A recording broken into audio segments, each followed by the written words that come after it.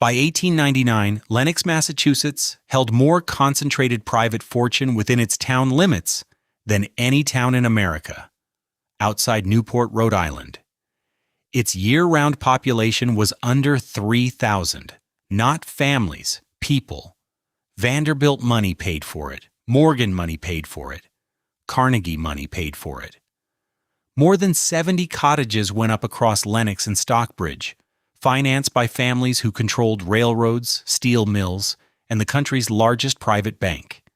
New York's society pages had a name for what they saw: the Inland Newport. Today, the same hills hold a town of just over 5,000 people, barely above where it stood in 1900.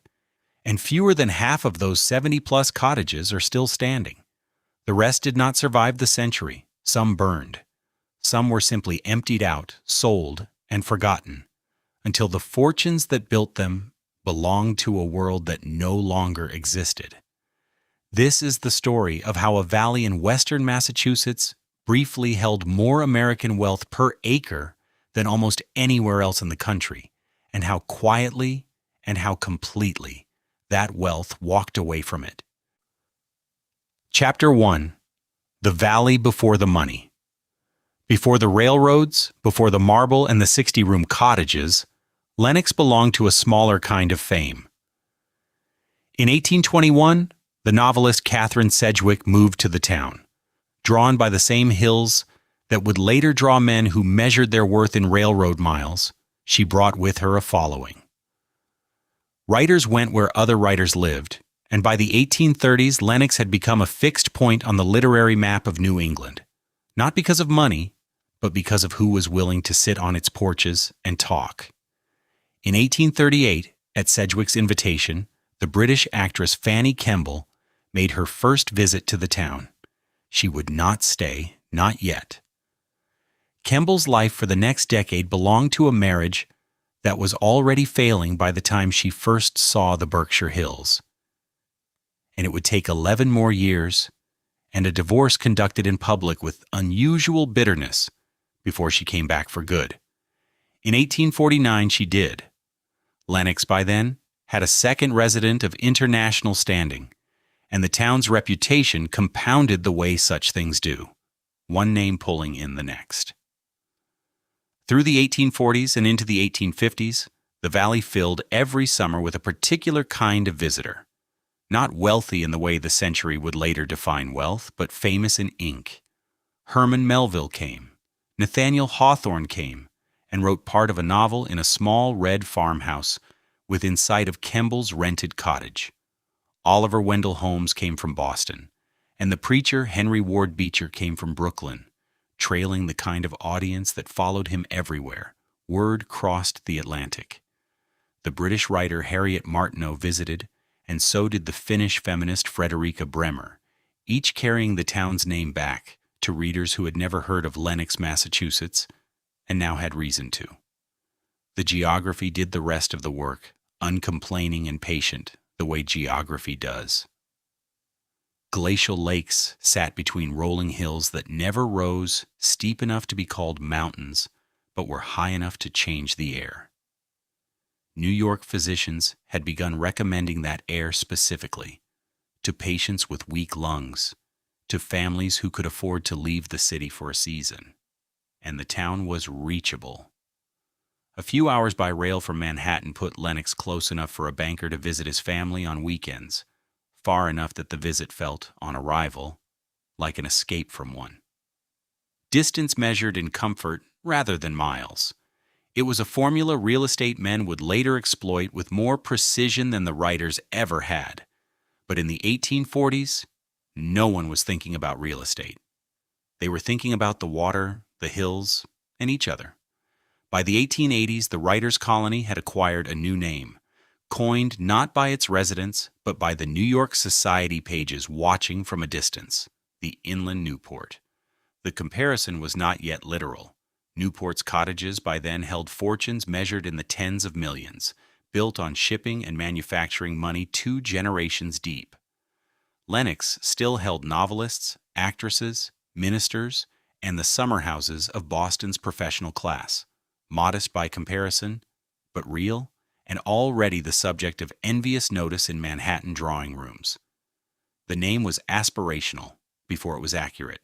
Within a decade, the money caught up to it. Because the same rail line that carried Beecher's congregants and Kemble's admirers into the Berkshires also carried, by the early 1880s, a different kind of passenger. Men who had spent the previous decade building the railroads themselves, or the steel that went into them, and who were beginning, quietly, to look at Lenox the way they looked at any undervalued asset. One of them was a lawyer named Joseph Choate. Chapter 2. The First Fortunes. Joseph Hodges Choate did not come to Lenox to relax. He came the way a man comes to a courtroom he has already won, certain, unhurried, prepared to make a point. Choate had spent years dismantling William Tweed's political machine in front of a jury, and he would later serve as United States ambassador to England. But in 1885, he was simply a New York lawyer with money and an eye for undervalued land. He hired Stanford White, not a builder, an architect who had already redrawn what wealth was supposed to look like in shingle and stone. White gave him Namkeag, 44 rooms, set above Stockbridge and turned to face the Housatonic River Valley, finished by 1886 in the loose, weathered shingle style that made a mansion look, from a distance, almost like it had grown there. The house was not modest and did not pretend to be. It was a lawyer's answer to a question nobody had asked him. What does a man who broke Tammany Hall build for himself when the fighting is over? Namkeag was the answer. It was not the largest house in the Berkshires. It was already far from the only one. That same year, 40 minutes down the same river valley, William Douglas Sloane and his wife were finishing something considerably bigger. Emily Thorne Vanderbilt Sloane carried her grandfather's name into every room of it. Commodore Cornelius Vanderbilt, dead 9 years by then, the man who had built the fortune the rest of the century was still spending. The firm of Peabody and Stearns designed the house, 55,000 square feet, 106 rooms, the largest shingle-style house ever built in the United States, and it would hold that title for longer than anyone building it in 1886 had reason to expect. They called it Elm Court, and it straddled the town line between Lenox and Stockbridge, as if the house itself had outgrown the need to belong to just one of them. Frederick Law Olmsted took the grounds. He was fresh off Central Park, fresh in the sense that a man is fresh who has just finished remaking the geography of Manhattan. And at Elm Court he laid out 40 acres of gardens around the Sloanes' new house, terraced and wooded and designed to be walked, not merely viewed. Not a lawn, an argument in boxwood and sightline that nature itself could be commissioned. What Choate started and the Sloanes escalated did not stop with them. Between the end of the Civil War and the summer of 1914, somewhere between 75 and 93 of these cottages rose across Lenox and Stockbridge, each one commissioned by a family with something to prove and the capital to prove it.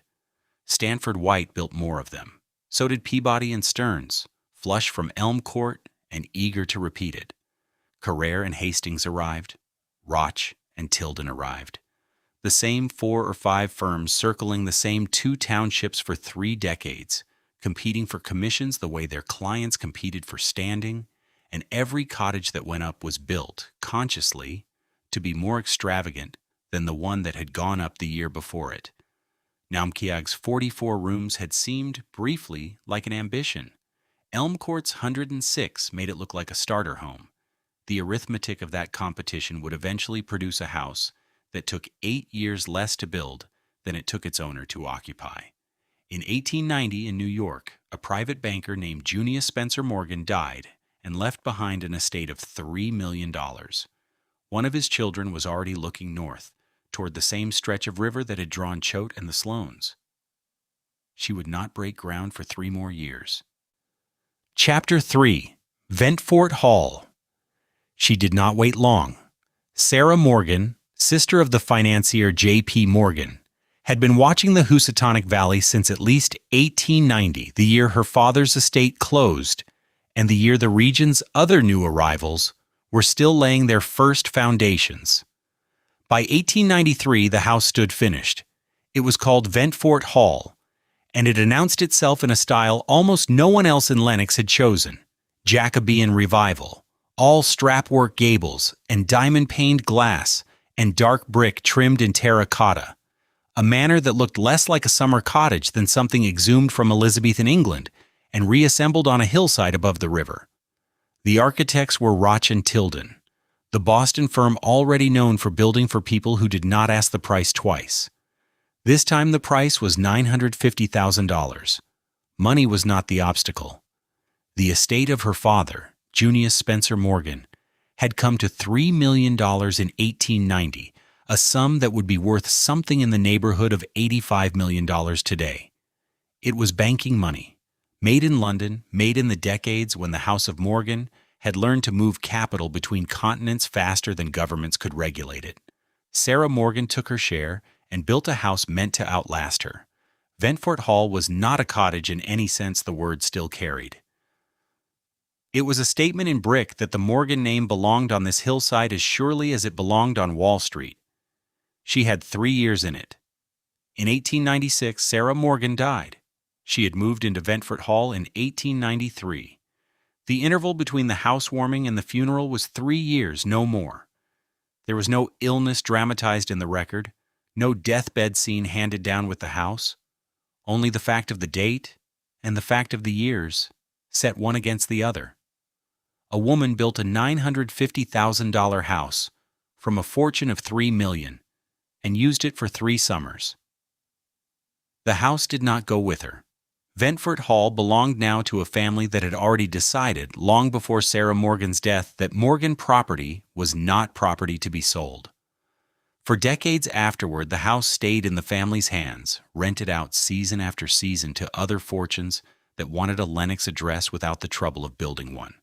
Bankers, industrialists, the interchangeable rich passing through a house whose original owner, most of them, had never met. It would be the better part of a century before Ventfort Hall left Morgan control. Selling for that family was rarely the instinct. Holding was.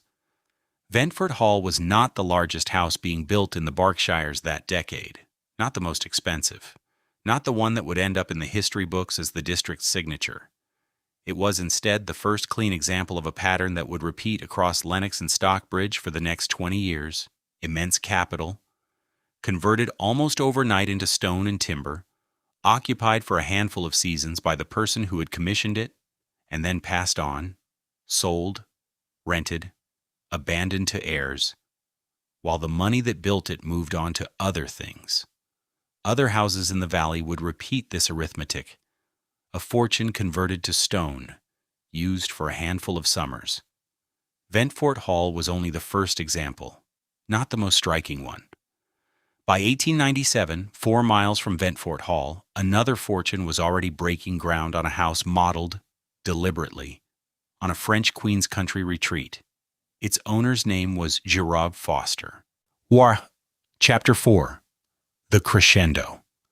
Foster's fortune runs on coal and shipping, industries that move in bulk and pay in bulk, and by 1897 that money has become Bellefontaine. The architects are Carrère and Hastings, and in Lenox the model is not vague inspiration, but direct copy.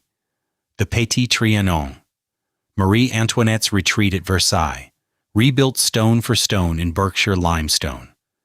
The gardens are laid out in the same formal French geometry, terraces stepping down through clipped hedges toward a reflecting pool. Across the grounds and through the rooms, Foster eventually assembles an imported collection of 1,800 statues, crated and shipped from a continent whose royal retreats he is now quietly reproducing. Nothing about Bellefontaine asks to be original. It asks to be recognized.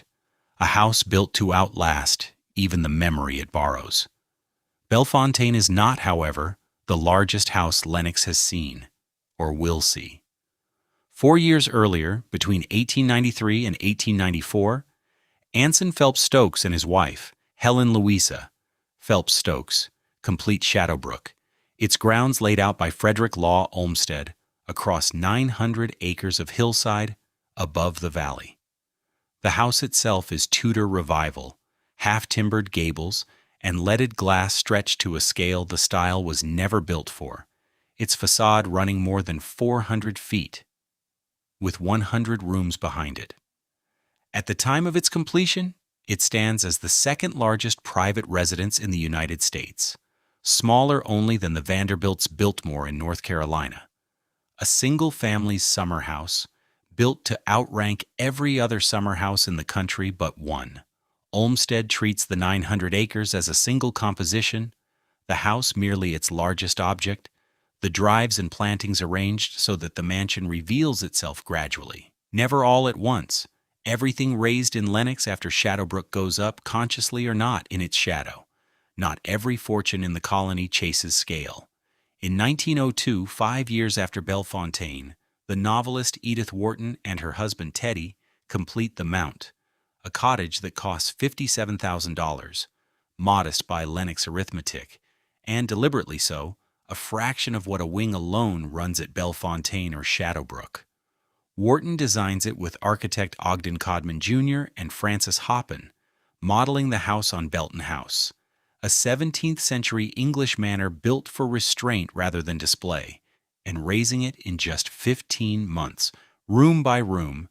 She applies the principles laid out in her own book, The Decoration of Houses. Proportion answered by proportion, ornament kept on a short leash, and lives there until 1911. She is, among the coal fortunes and the shipping fortunes, the only builder in the colony who writes for a living, and the only one whose house doubles as an argument. The house is smaller than its neighbors. It is not smaller in ambition. Picture Lenox on an August evening any year between 1895 and 1910 at the height of what its residents call simply the season. Carriages move between cottages lit floor to ceiling, hooves loud on the gravel drives, while orchestras play on the lawns of Naumkeag and Elm Court for guests delivered an hour earlier by private rail car. The air carries cut grass and horse leather, and beneath both, wood smoke from 100 kitchens working at once. Behind every cottage stands a small army, gardeners, coachmen, cooks, laundresses, maids, drawn from the farm towns ringing the valley, without whom none of it runs for a single week, let alone 8. A hill town that counts fewer than 3,000 year-round residents now moves, for 2 months of the year, like a private capital city, with its own traffic, its own protocol, its own hierarchy of invitation. By late September, the orchestras are gone, the windows dark, the coachmen paid off until spring. What is left behind is a town 3,000 strong again, waiting for a summer it did not build and does not own. Shadowbrook, the largest of these houses, does not stay in the hands that built it. The Stokes family will eventually sell it to a man who spent his working life building steel mills, not summer houses, and who has one more chapter left to write inside it. The last one. His name is Carnegie. Chapter 5. The Last Guest. He arrives in 1916, the transaction unremarkable compared to the fortune behind it. Andrew Carnegie has spent 4 decades building steel mills, and by the time he takes possession, Shadowbrook stands as the largest private house in Massachusetts. He does not build it. He buys someone else's ambition and moves in, 70 years old, the Stokes name receding into the paperwork of the sale. The Berkshires have absorbed steel money before, coal money, railroad money.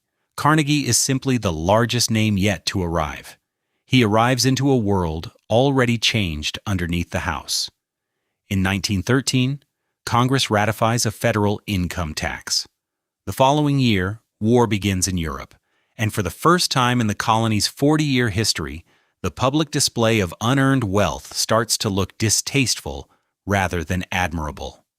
Cottages built to be seen are, quietly, becoming harder to defend. Carnegie's steel money is not unearned, but the distinction, in 1916, is not one the newspapers bother to draw. Inside the house, He makes one alteration of his own: a sprinkler system piped through the walls and ceilings of every room, a precaution almost no private homeowner in America installs in a summer cottage at the time. Keep that in mind. Carnegie offers no explanation for the expense, and no one thinks to ask a man of his net worth to justify caution. The pipes go in. The house goes quiet around them. He does not stay long. Andrew Carnegie dies inside Shadowbrook in August 1919. In the cottage he has owned for less than 3 years, the largest private house in the county, emptying around a single dead man. No acceleration in the record, no music. The sprinkler system remains in the walls afterward, installed for a fire that has not come, and it will sit there unused, forgotten for decades. Not every cottage closes this way. Joseph Choate, the lawyer and diplomat, dies in 1917. His wife Caroline follows in 1929. Namkiag, their house, passes to their daughter, Mabel, who inherits it without a husband, a title, or any apparent interest in reviving her parents' dinner calendar. She spends the next 30 years on something almost no one else in the colony bothers with: building gardens, in partnership with the landscape designer Fletcher Steele. Work later called among the most original garden design produced in North America. Watch how her story ends later against the others. The others end in October 1929 when the stock market collapses. Across Lenox and Stockbridge, cottage after cottage goes up for sale into a market with no buyers at the bottom of it. Domestic staffs, cooks, gardeners, chauffeurs, laundresses are let go inside a single season, hundreds of them. The great lawns, mowed and rolled for 40 years, start going to seed. No one in 1930 is buying an 80-room house, not at any price. Shadowbrook is spared that particular fate, but not on the terms its builders intended. 3 years after Carnegie's death, in 1922, the largest private house in Massachusetts finds a buyer with no interest in dinner parties at all. Bellefontaine, a few miles down the road, still has one owner inside it.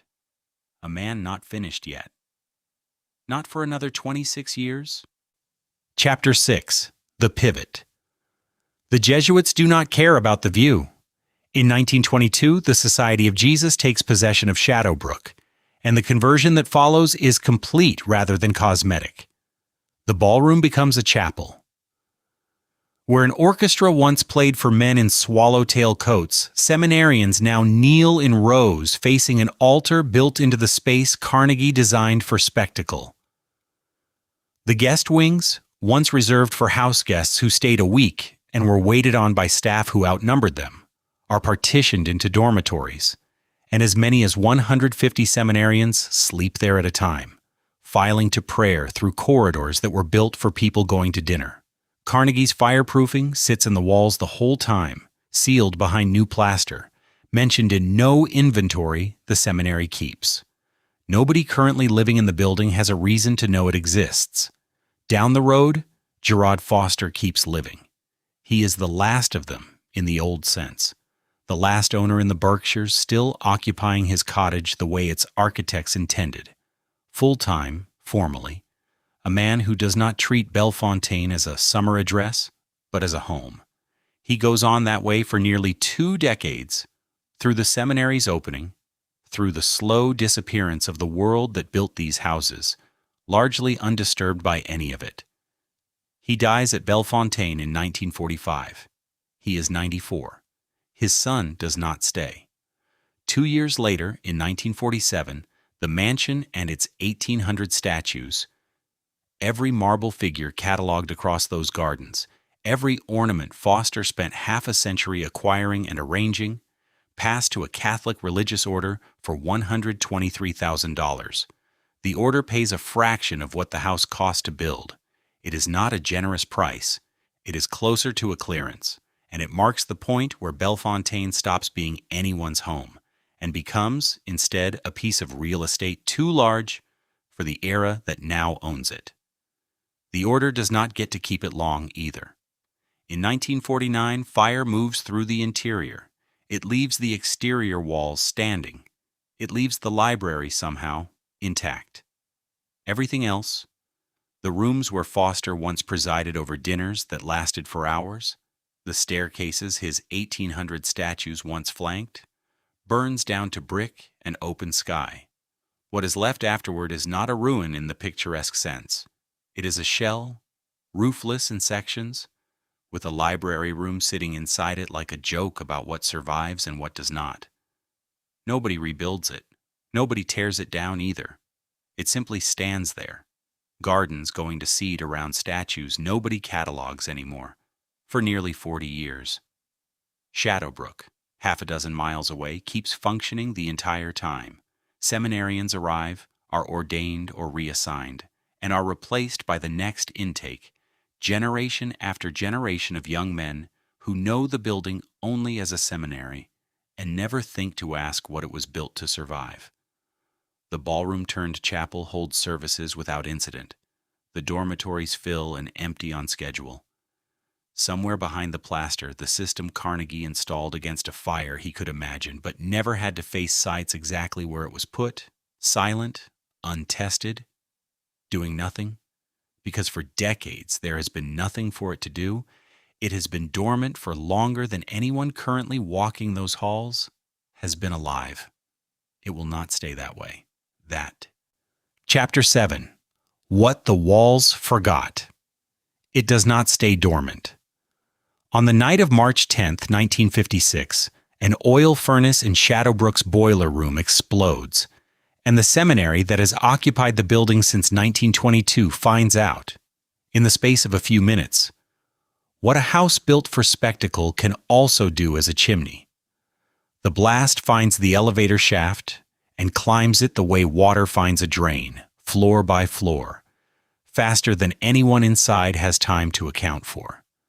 Seminarians who went to sleep in dormitories once reserved for house guests wake to smoke already thick in the corridors. The chapel that used to be a ballroom filling with it first, then the classrooms, then the stairwells no one built with an evacuation in mind. There is no warning bell that beats the fire to the top. 4 men die in it. The record afterward does not dwell on who they were, only on the number, repeated in every telling of the night the way a date gets repeated, fixed, small, impossible to soften. The building that once housed Andrew Carnegie's ambition to own the largest private residence in Massachusetts burns through the night and into the morning, and what stands afterward is not a mansion, but its outline, walls mostly, and the ash-blackened memory of a floor plan. The house that survived 2 world wars, a change of religion, and 34 years of seminarians filing to prayer through its halls does not survive its own boiler. By daylight, there is nothing left to salvage a service out of. The seminary that assembles on the lawn to count its dead counts 4. Here is the detail the fire leaves behind, undamaged. In the wreckage of everything else, the sprinkler system is still there. It runs through the walls and ceilings exactly where Carnegie's plumbers left it, untouched by the seminary's renovations, unmentioned in its inventories, unknown to the men who taught and slept and eventually burned inside the building it was installed to protect. No inspection ever found it. No maintenance log ever listed it. Because no one compiling those logs knew there was anything to list. It sits behind the plaster on the night of March 10th in the same condition it has been in for decades, piped through every room exactly as the plumbers left it. And it does not fire a single valve, not because it fails, because nobody in the building that night knows it is there to be turned on. A steelman's precaution, installed against a fire he never lived to see, waits out its entire useful life inside walls owned by men who never once thought to ask what was behind the plaster. Not every cottage in the valley ends this way. A few miles from the wreckage of Shadowbrook, past the ruined Gerard Foster's heirs sold and lost to fire 7 years earlier, Naumkeag still stands whole. Mabel Choate is not thinking about furnaces or insurance adjusters in the spring of 1956. She is thinking about a garden she has spent 30 years building with Fletcher steel, one terrace and one planting bed at a time, in a house that has never once needed rescuing from anything. Her name does not appear in any account of the seminary fire. That, itself, is the point. By the spring of 1956, the Valley's ledger reads like this: one cottage, a roofless shell going on 7 years, its statues still uncatalogued among the weeds. One cottage, a smoking ruin not yet a week old, its future still undecided.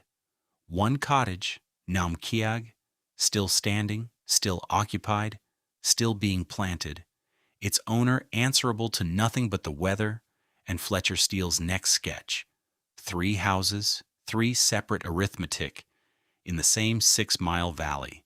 Dozens more stand scattered across Lenox and Stockbridge, unmentioned so far, waiting their turn in the account. What becomes of all of them? The ruins, the shells, the ones still standing, is a question answered not by 1956, and not quickly, but over the 60 years still to come. Not all of it ends in ash. Some of it ends unexpectedly in music. Chapter 8. What Remains?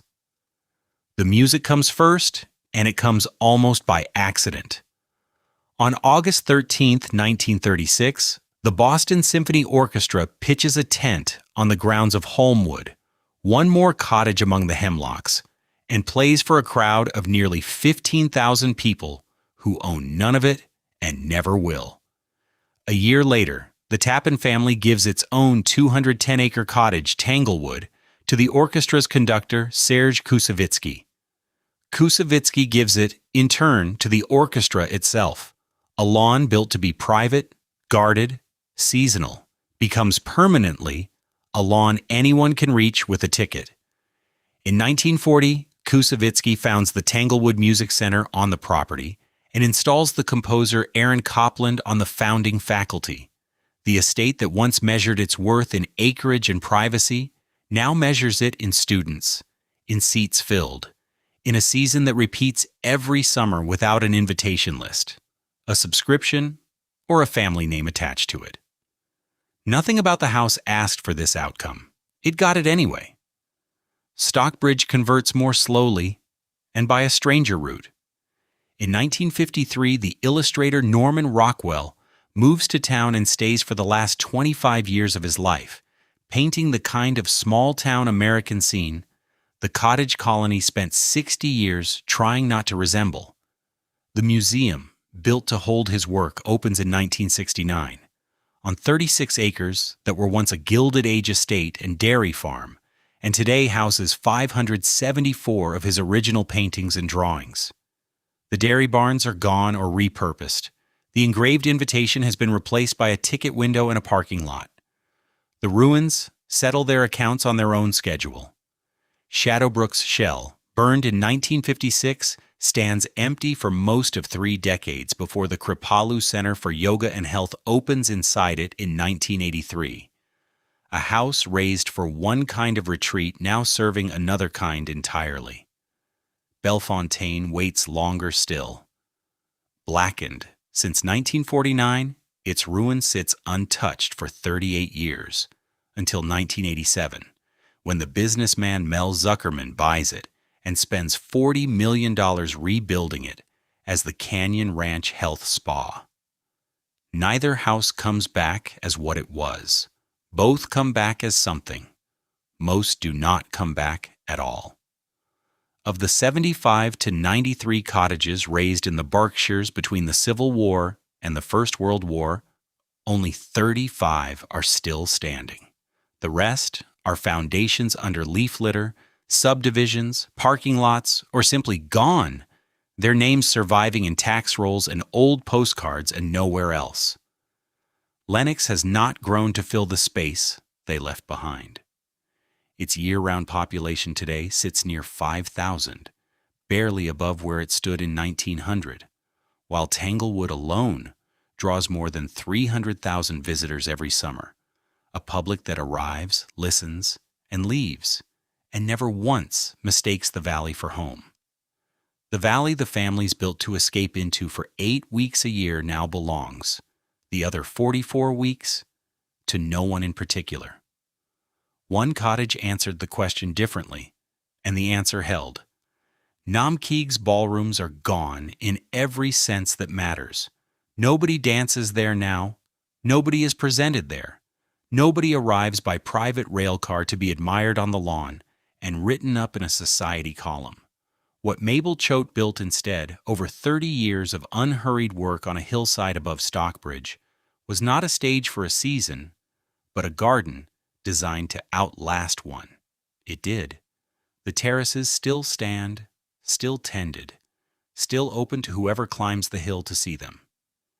Every ballroom in the valley was built to impress a single summer. The garden was built to survive 60 of them, and it has. The hill is still there. In the evening, the light drops low across the terraces, and the stone holds its warmth a little longer than the grass around it. Every other house in this valley was built to be seen for one season, and then left to fire, or foreclosure, or a stranger's $40 million renovation. This hill was cut to be walked slowly by no one in particular for as long as someone keeps cutting it. Stone, grass, quiet.